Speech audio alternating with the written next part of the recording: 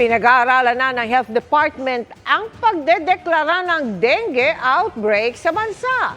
Nasa kalahati pa lang kasi ang taon at hindi pa nagsisimula ang La Nina, mahigit 100,000 na ang nagdede o nagkakadengue.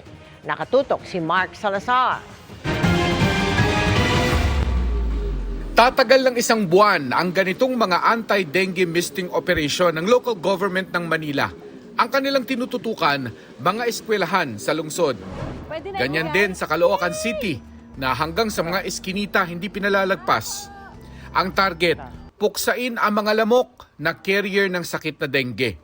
Sa huling tala kasi ng Department of Health noong August 13, umabot na sa 136,161 ang dengue cases mula Enero hanggang August 3. 33% itong mas mataas kumpara sa parehong panahon ng isang taon. Bilang tugon, balak ng DOH na magdeklara na ng dengue outbreak. Magde-declare din ako ng dengue outbreak. Kasi based on my conversation with our Epidemiology Bureau Director, outbreak levels na ang ating dengue. Sa gitna nito, mas kaunti ang namatay sa dengue ngayong taon dahil sa early detection and management. Pero nasa masugid na kampanya pa rin daw sa kalinisan ang sikreto para masugpo ang dengue ng tuluyan. Kasi mahirap lang po pag para makatikit pag na-stack siya.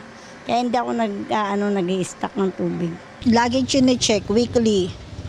Yung mga naka-imbak sa mga hindi nagagamit na bagay ay kagaya ng gulong.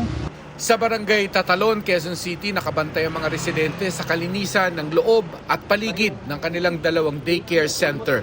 Lalo't mga bata ang vulnerable sa sakit. Laging nagpapalinis ang aming barangay.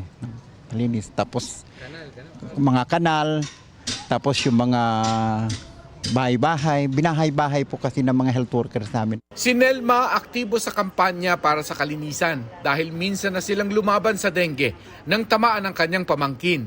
Laging sumasakit yung ulo niya tapos may umalabas na dugo sa ilong. Magastos po talaga. Malaki po ginastos namin noong time na yun. Nakabantay ang DOH sa datos ng dengue lalo't habang nasa panahon tayo ng habagat.